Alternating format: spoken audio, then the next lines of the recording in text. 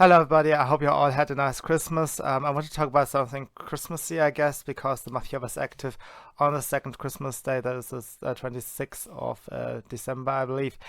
And there was a full-out shooting in the street Stresemannstraße, close to the headquarters of the Social Democratic Party, but it's unrelated, in Berlin. So there were a number of Mafia clans involved, according to the newspaper Morning Post. They are described as Family A-CH, Family CH, and Family K. We have a lot of media standards that, at least superficially, claim to protect the personality rights of the individuals, particularly suspects who are not usually in the public light, and therefore if there are allegations of crimes, the names are usually abbreviated. So if you are not well read into the topic of the mafia clans, you don't know what the initials mean. However, you can get some experience with it, and for example, I could decipher very easily Family A-CH as the Abu Shaka clan. I will talk about that clan in more detail later. The family CH could stand for the Shahur clan, but I would not know that for sure, to be honest. It is one of the few clans that just start with a CH. There are a lot of clans. We don't know the exact number, but the tabloid Bild, estimates that there are 200,000 family members of Arab clans alone, some of which is also not quite clearly defined, are involved in organized crime. So there are clans like in large family structures that are connected and are holding ties with one another through many cities, and who are very close and tight, but who have not yet found to be criminal. On the other hand, there are still a lot of those who are criminal. So the CH may stand for the Shahur clan. There's the K that can be the Kotre clan or Khotre clan. I'm not sure how that is pronounced. It could also stand for the Khan clan or the Hashem Ali Khan clan. Hashem Ali being the patron of it. The Khan and the Katra clan, they are both belonging to the ethnicity of the Mhallami. Now, why am I emphasizing this? There are a lot of groups that form mafia clans traditionally. Not all organized crimes, so to say, are formed by families that are connected and come from this or that ethnicity or milieu. Some form newly, like for example the biker clans. The most famous example probably being the Hells Angels, but they're also Bandidos, Banderos, and how they're all called. These are newly forming mafia clans that are not yet blood related, but in future generations probably will be, because they are marrying among themselves. So that's just a prominent ethnicity, the Mhallami, that shows up again and again and again in the record of the criminals that have been arrested by the police. And as you can see, it is difficult for me to actually identify who is who. There are a lot of political groups and lobby groups that put pressure on the issue, that stops us from talking about them and to get information, to obtain information about the issue. So it is really relevant that I make this video now. They have just given out a negative prize to the magazine Spiegel for reporting on mafia clans. So they have done tremendous work. That's quite a surprise, because the Spiegel is a far-left public publication, and usually they protect and cover up everything that might shed a negative light on immigrants. And still they have looked into the mafia clans, because they thought probably this is a topic they cannot keep under the rug. There are too many of these criminals, and the thing is exploding. You will see there are some stellar cases in the recent past. So this is something that gets people's attention sooner or later anyways, I suppose. But still, they deserve praise. The journalists risk their lives to actually talk about these things. A second publication that is a surprise positive in this field is a Berlin local newspaper, Tagesspiegel, that belongs to the same publisher as Zeit, which is also a far left publication. And still, when it comes to this topic, they are fairly accurate, fairly honest, and of course they attract the ire of lobby groups like the Neue Deutschen Medienmacher, which have set themselves a target to direct the speech codes and so on of the media. They want to stop us from talking about certain things. So the Neue Deutsche Medienmacher do their best, and likewise the Social Democratic Party, the Green Party, the SED party, etc., etc. They try their best to obfuscate the matter, and it's not urgent to kind of come on and talk about it. The Arabs are just the most dominant one right now. The Chechens are coming up. That's also a phenomenon in nearby France right now. So these are upcomers, and the old mafia clans are still around. And then, as I said, new ones are not traditionally mafia because they are not blood related.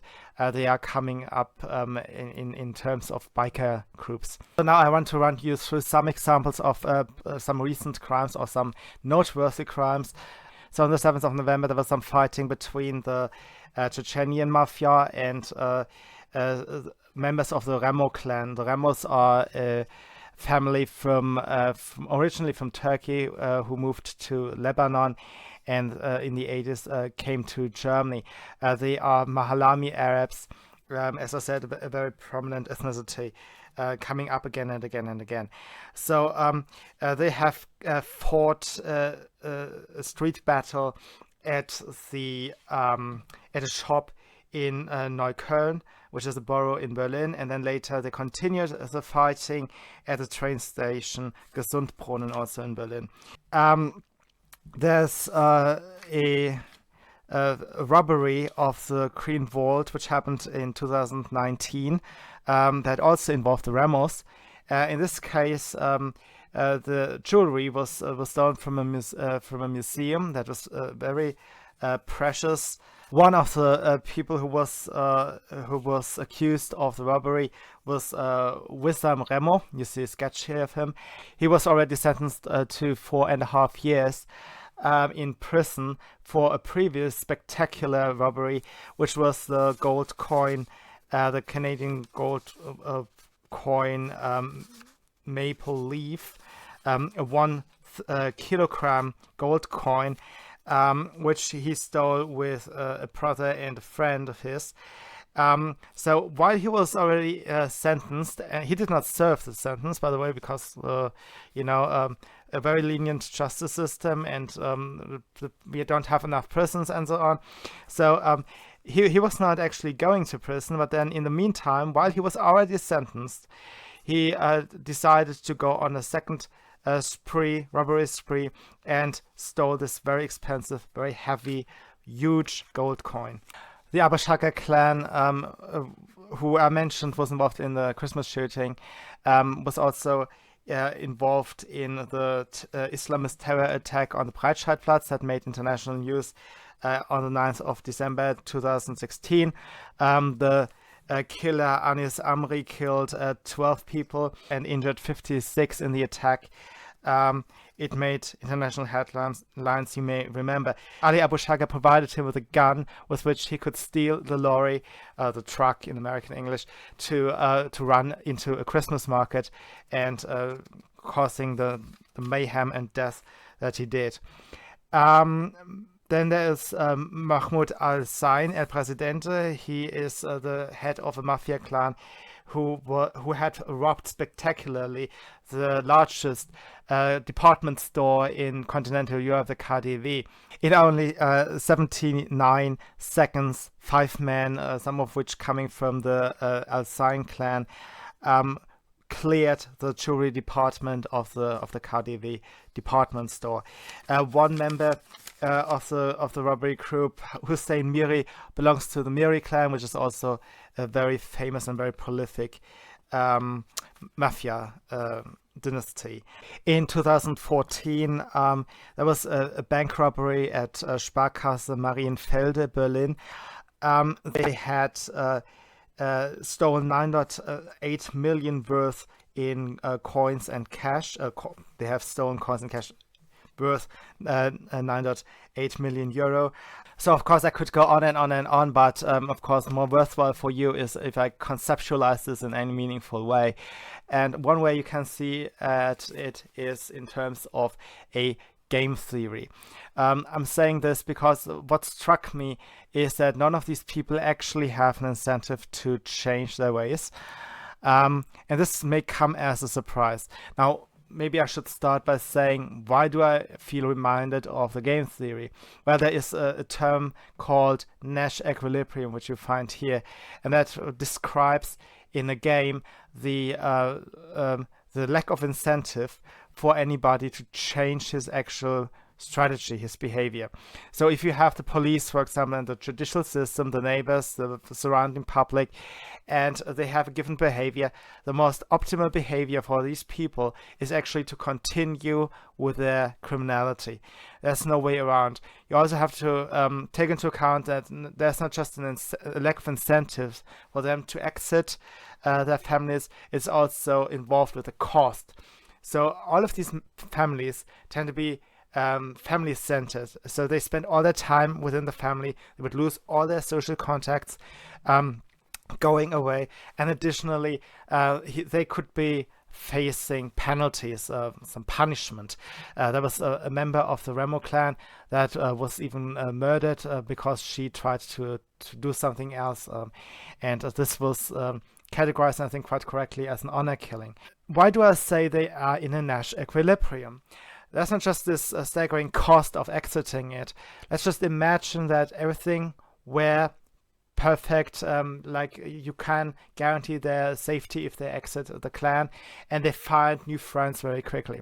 And still, they don't have the professional background, the education, the language skills, anything to really get on a normal, decent lifestyle.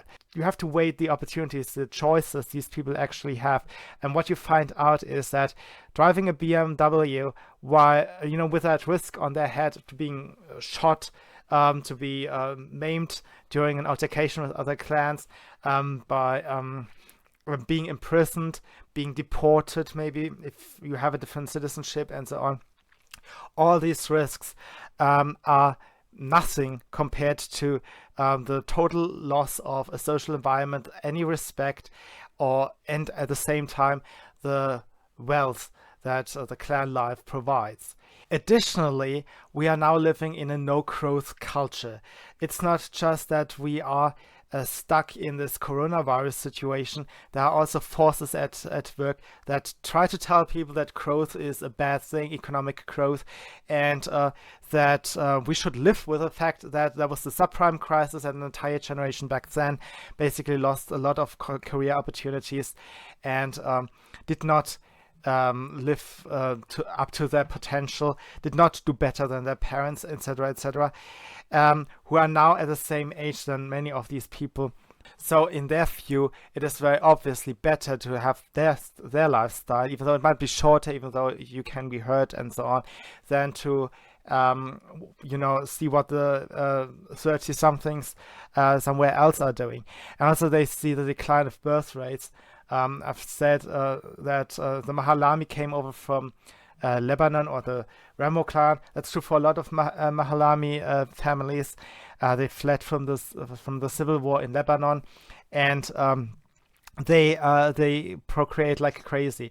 And if you can have 10 children, and some of them do, there are a lot of people coming out of very few individuals. And you see that those Europeans around them actually have no children and are also sitting alone in very small homes, have no property, and are even told that, driving a car is heating up the climate and they should rather ride a bike and so on and so on. They see that as a total emasculation, and they have absolutely no incentive to change into that lifestyle. So even with the best exit strategies, what they see as the alternative is much, much worse. A second concept you must know is that of a tribal culture. Many Germans respond to the phenomenon of the Mafia by saying, these people do not respect our state. So what do they mean? They mean that these people don't give a damn about the laws that are provided by the nation, and instead they have their own kangaroo courts. Sometimes they go to an imam, even those clans. Sometimes they have just some patrons making deals with one another. They just live in a tribal culture where you just have some negotiators, but basically everybody is defending his own bloodline, and the closer you are related to somebody else, the more likely you are to support the other person. So this is a pure bloodline centered style of living. And this is in contrast to a nation. And we have kind of lost this very important discussion about the concept of a nation and what it provides to us. Unlike places like Pakistan, for example, or Afghanistan and so on, where people, even though they actually still live in tribal cultures, they understand the difference between a tribe and a nation. We in the West have lost this. We have lost the understanding because we have forgotten how bad it actually is to live in a tribe. So maybe I should start talking about the reason why we in the West have kind of lost it. Well, one reason is that we are applying the word nations incorrectly. We talk about the nation, for example, of the Cherokee. The First Nations that are actually tribes are described as nations. Likewise, we talk about African tribes as nations. For example, in South Africa, you would talk about the Zulu nation and so on and so on. The truth, however, is that the tribe and the nation have their core difference in how important the bloodline is. Now, I hear you all that, of course, the relationship is also a component of what constitutes a nation, and the etymology of the word nation really comes from your birth. So it is something that is somehow connected. I've read a biography by Ayaan Hirsi Ali, a famous critic of Islam, speaking about this in terms of her Sudanese heritage, where she says every two Sudanese people will always go through their ancestry and find the common ancestor to kind of check out how much they are supposed to by their families to cooperate with one another. This is tribe, okay? This is where the bloodline really becomes extremely important, okay? And there are variations. Obviously, there is a gradient change between these two concepts. A nation is when so many tribes actually come together that they can no longer check when was the last shared ancestor of the people who meet. So what prevails then is the common law, a general agreement on what is good behavior, at least a shared common consensus, a core consensus of what can be expected of one another in a given nation. It also comes with the territory. Tribes are mobile, nations are bound to a territory where the law is applied no matter who does what. The rules are the rules, and it's not just about internal rules of a family and their defense against. In a tribe, you also have rules and honor systems, but they are usually applied internally. If you have tribes in close proximity with one another, then you usually have also some external rules that may even be upheld in feuds. So, for example, the Mhallami would never kill somebody in his home. That sounds very odd. When we go after some lawbreaker, we just go into the home and we have no issue with that whatsoever. So our moral / legal / rule concept would not include the protection of the home to the same degree. It does to some degree, but not to the same degree as in a Mhallami family. And to illustrate this conflict between national law and tribal law, or our moral system and how we prioritize things and so on, there is an anecdote that involves Iso Remo, the patron of the Remo clan. He saw his own son being arrested for murder on a traffic light. So he was stopped by the police and his son was taken away from him. It was a very severe charge, and he could have expected his son to be locked away for the rest of his life. So a very traumatic situation for everybody. And yet the thing he said to the policeman stunned the police and also the media people who reported on it. And that was, "Thank you that you did not kick in my door like the last time you arrested one of my sons." So the intrusion of his home was more traumatic for him than the arrest of his son for murder. So we have a blind spot because the nation has been vilified. This is largely because people confuse what Hitler called nationalism with the nation. Now, nationalism is an older concept than Hitler, and I do understand that people want to call themselves nationalist, but have nothing to do with Hitler or his ideology. There's a profound misunderstanding that really comes with him using the word incorrectly. The Nazis were not protective of their citizenry, independent of the bloodlines, which is the trademark of a nation. It's rule-based, it's citizenship-based. That is how a nation is supposed to operate. The Nazis did persecute their own members, their own citizens. Their own people were persecuted, and at the same time they claimed at least to be protective of ethnic Germans living in Poland, living in what's now the Chechen Republic, living in Austria, etc., etc. So they had actually a hyper-tribal worldview, but they called it nationalism. And that confuses the entire debate right now, because nationalism is a much older concept. It evolved in the 19th century, and it was really about the protection of a nation, okay? And of course, this can also go badly, it can also go wrong, etc., etc., but it is not tribalism, okay? So a nation is a higher step. It moves away from checking whether you have a shared ancestor to insisting that a law is actually enforced in a territory that has its borders, okay?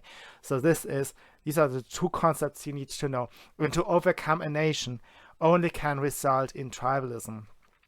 I have made a video recently talking about how the globalist idea of the EU, for example, is not an alternative to a nation.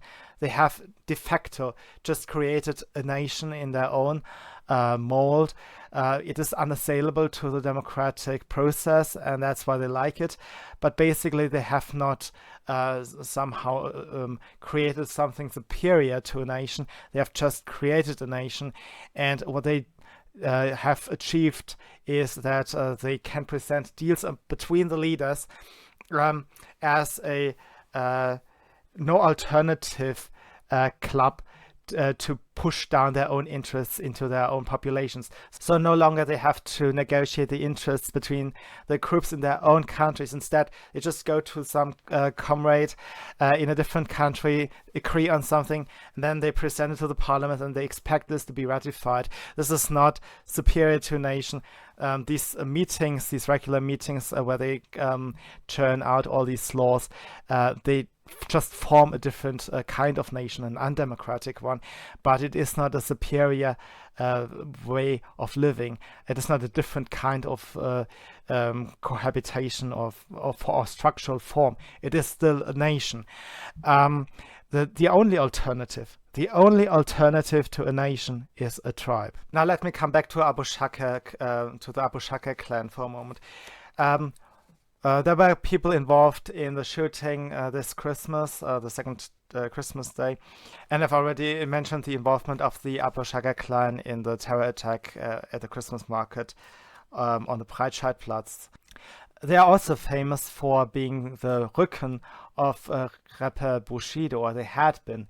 That has changed in the meantime, but the clan became quite prominent because Arafat Abu Shaka became the Rücken of rapper, very famous hip-hop star Bushido. And I've just used that word Rücken as if you should know it, but even Germans would not know what I mean. As I said, Mafia tribes really fall into this general mode of cohabitation, of how a society organizes itself in a more basic form. You have these protections of the individuals that have to follow some rules, but basically you have first and foremost the loyalty rule. Okay, so loyalty comes before every other rule. And Mafia has, alongside the common businesses like gambling, which was the cause of the shootout on Christmas, the prostitution, the drug trafficking, the human trafficking, they also tend to be protectors of business owners. And while of course this usually is, this is money blackmail money. People pay not to be attacked themselves. It also really means something because these people are actually protecting the stores. It actually, in their minds, and they do protect these people. This is not just some empty word. They have an honor code, and those shop owners or parking lot owners in Italy, for example, they are de facto protected by the mafia. And this is extended to bodyguard services. All of our famous hip-hop stars and rappers, it seems, are having an angel, somebody who is looking after them, and they come from some mafia families. So Bushido had originally Abu Shaka, Arafat Abu Shaka, but they had a fallout because the Abu Shaka family became ever more religious and finally got involved in this terrorist attack on the Breitscheidplatz. And Bushido moved on and works now with Ashraf Remo of the Remo clan. There are other examples. For example, there is a hip-hop star called Kollega who has as a rücken the Sado, who are also Lebanese, I assume Mhallami family. I don't know these hip-hop stars and their rücken, but I do know that this is very plausible, because if you watch the videos and the interviews and so on, they seem to have a strong insight into the subculture of the clans, and I don't think this is just mimicry. I think they actually know how these people operate, and that they are actually involved. So we have a lot of stars, Hollywood-style stars, who have connections to the mafia. So they have ties into the entertainment industry, and I think it's a matter of time until they also have a lot of ties into politics and other power institutions of our society. A third concept you should know is the R&K strategy model. That is taken from biology, evolutionary biology, and that creeps people out in Germany because the Nazis were using a very dodgy genetics, dodgy evolution theory approach for everything. That does not mean that concepts from biology cannot be transferred to explain other phenomena quite well. So the case strategy is what you would expect in a nation. That is, that people have already secured the territory and they have all reason to build up a stable life.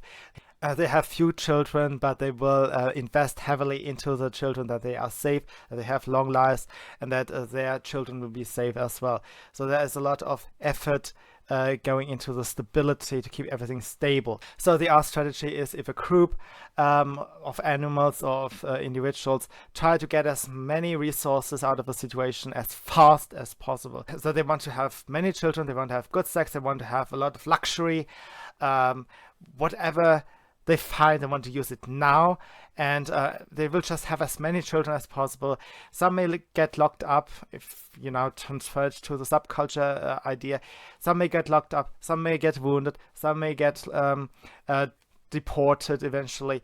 Bad things may happen to the individual, but your family will survive. And it seems when an environment is rough and changing very rapidly, this seems to be a worthwhile living strategy. And coming back to the ethnic composition of the mafia, I've already remarked a number of times that there are a lot of Mhallami people. The Mhallami originates in Turkey, in Madi province, and they are Arab speakers in Turkey who eventually, some of them eventually moved to Lebanon in the early 20th century.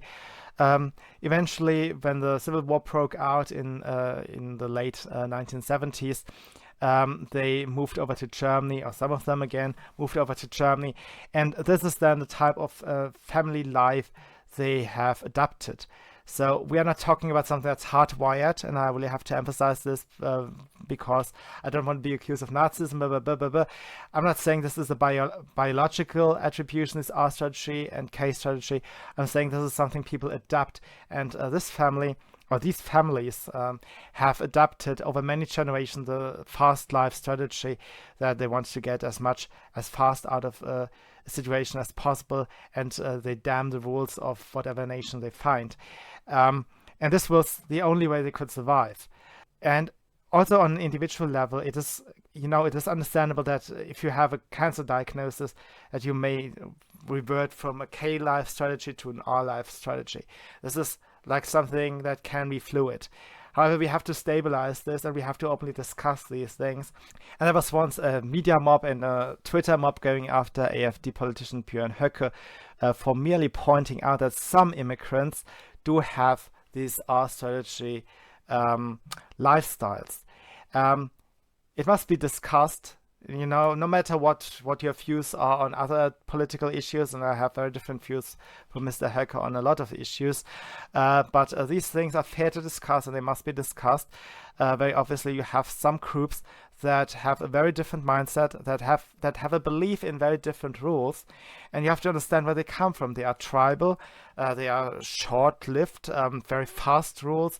They want to scare competing tribes for the resources that they see, and you have to understand this, and you have to provide an exit strategy. So if you're promoting the idea that we are living in a no growth or degrowth economy, where you should not emit any CO2 or breathe, where men should not have children, or women should not have children, where we should not have any procreation anymore, where you cannot even tell who is a man and who is a woman, and so on and so on. If you promote all of these things, you also signal very clearly to these people that they want none of this. They want a family life, they want a fast, rich life, they want wealth, they want luxury, they want it now, and to wait for better times to come when Greta Thunberg's dream of, fulfills itself, then these people won't get on board. You have to provide some exit strategy, and it is a long way until we find some.